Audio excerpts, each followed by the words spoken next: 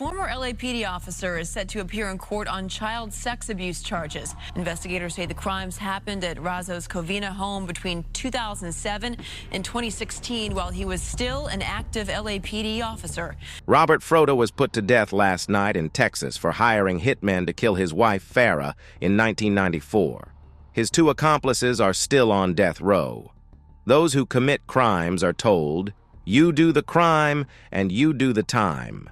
Some dishonest cops, on the other hand, seem to have been put through a different set of events. You commit the crime and skip the time. These are bad cops who were killed in jail. Number 1, Paul Razzo.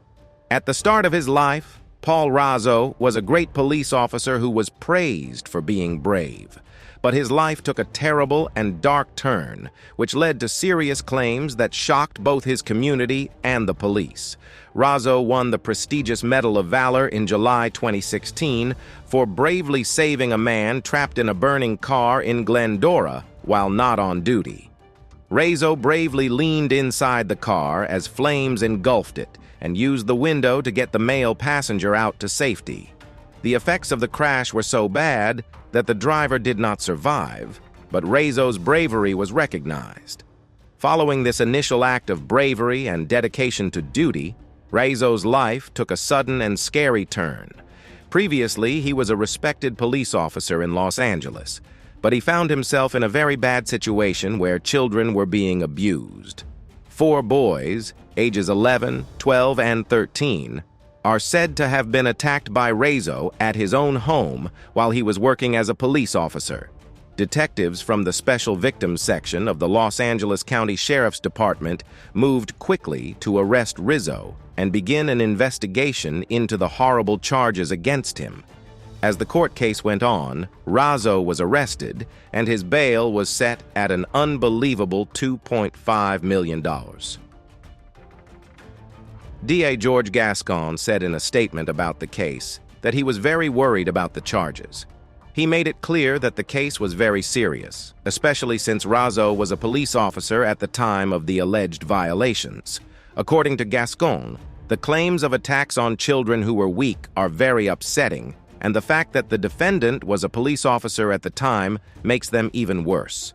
He also said again that the justice system is committed to helping and supporting victims, stressing that such horrible actions will not be accepted in society. But all of a sudden, Razzo died while being held. Officer Michael Gomez from the sheriff's office said that he was getting treatment for a health problem that he already had. The statement did not say what kind of therapy Razzo was getting or if he was having a medical procedure at the time of his death. An autopsy was done to find out the exact cause. This sudden change in the course of events made a confusing and bad situation even worse. The story by Paul Razzo is a powerful reminder of how complicated and contradictory people's lives are. He has had a rough life, from the brave act that earned him a Medal of Valor to the very upsetting claims that got him locked up. Number 2, Gerard Schaefer. A man lived in the darkest parts of Florida. He was known as the Hangman because of the bad things he did. The horrible things that Gerard John Schaefer Jr. did shocked the whole country. He used to be a deputy sheriff and then turned criminal. In 1972, he was found guilty of killing 2 women. That being said, Schaefer may have killed more than 26 people. Schaefer's crimes were hard to understand. When he was caught, he was not only working as a police officer, but he also used a scary method called the hangman's approach. He would tie people up in trees and put a hangman's noose around their necks before killing them. This terrible trait made his actions stand out as especially cruel. Schaefer's traumatic past may have shown him signs of the darkness that would consume him. He had a hard time getting along with his family because he grew up in a crazy house with an alcoholic father. As Schaefer got older, his dreams became darker. His strange habit of hurting himself while engaging in autoerotic asphyxia became more and more noticeable. His fantasies got stronger and happened more often. They took over his mind and made him want to do strange rituals in remote areas.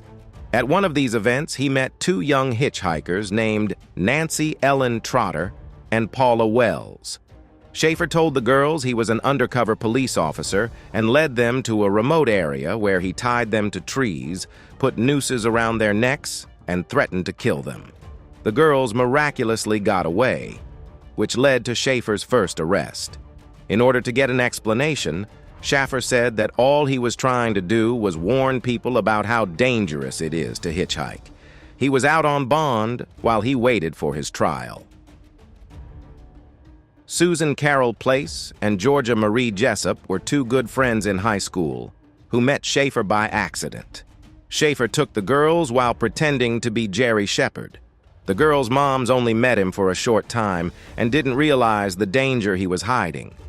As the days turned into weeks, the kid's disappearance turned into a cold case. Scary things did not stop there, though. There were more deaths. On September 17, 1973, Gerard Jones Schaefer went in front of a jury in St. Lucie County, Florida. The first part of the trial had moving testimony. Two people who found the mutilated bodies of Susan Carroll Place and Georgia Marie Jessup told horrible stories about what they saw. Lieutenant Patrick Duvall described the crime scene and the evidence that was found, making it easy to understand what Schaefer did. The jury came back with a decision after 5 hours of deliberation. Judge Trowbridge found Gerard John Schaefer guilty and gave him 2 life sentences that ran concurrently. Schaefer's character remained interesting. Inside the prison walls.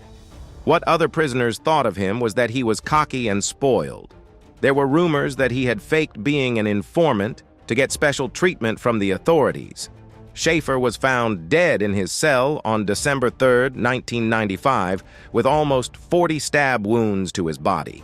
His face, head, neck, and torso were hurt in a frantic attack. Someone else in prison named Vincent Faustino Rivera attacked Schaefer. Number 3. Robert Frota.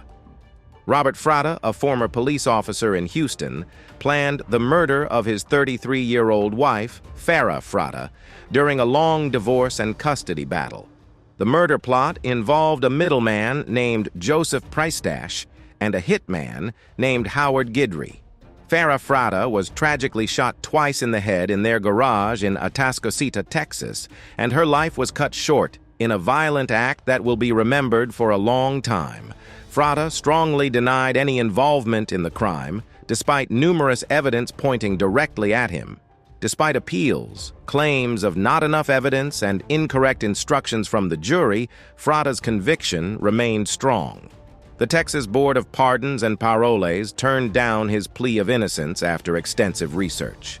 Frota had been in prison for 27 years, feeling tired and afraid of being put to death. On the day of reckoning, he was surprisingly calm when asked if he had ever been afraid of being put to death. He asked the Lord to put him to sleep every night, expressing his calmness. On the day of reckoning, Frota made the terrible choice not to give a final statement while the lethal amount was coursing through his veins in Huntsville prison.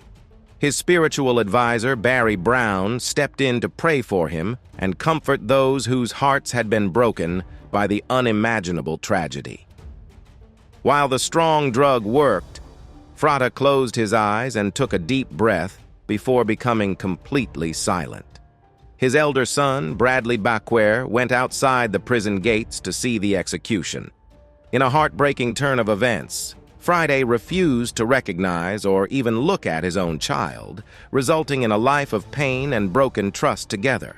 Number 4. Gennady Mikosevich.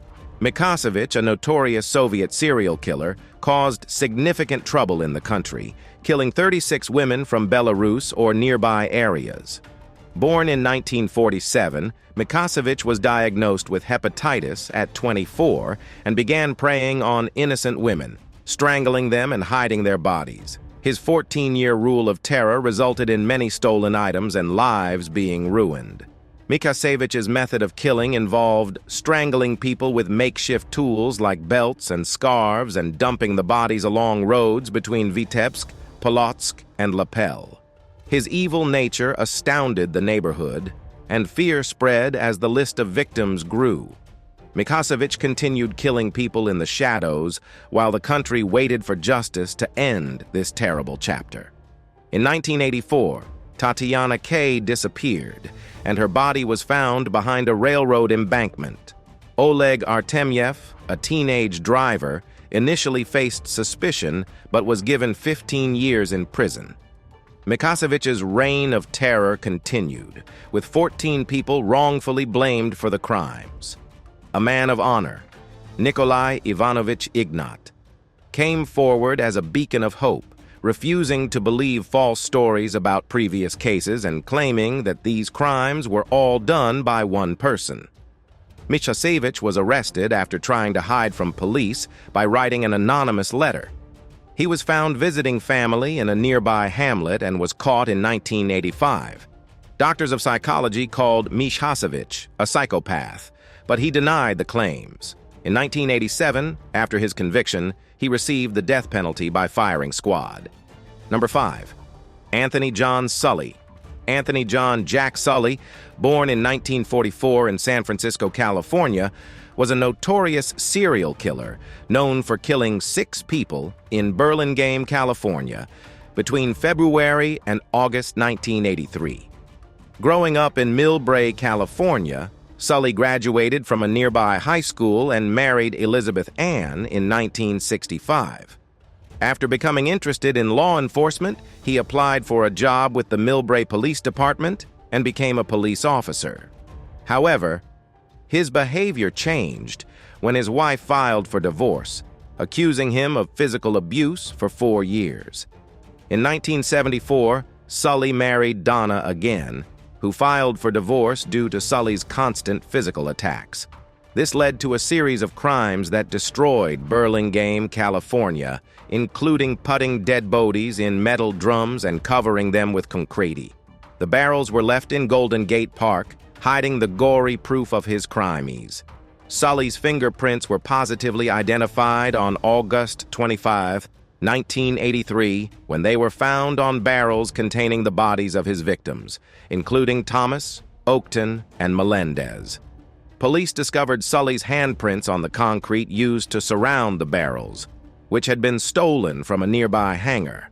Plastic bags used to wrap Michael Thomas's body had the same structural flaw as the rope used to tie Barbara Percy's limbs. Sully's trial ended with a guilty verdict on all charges on June 3, 1986, and he was put to death 12 days later. Sully gave a 40-minute speech in which he claimed his innocence as a desperate act, but no one would listen to him. Instead, he died of old age after years in prison. His passing on September 8, 2023, signaled the end of a period in American criminal history that was characterized by cruelty, violence, and the pursuit of justice for his victims.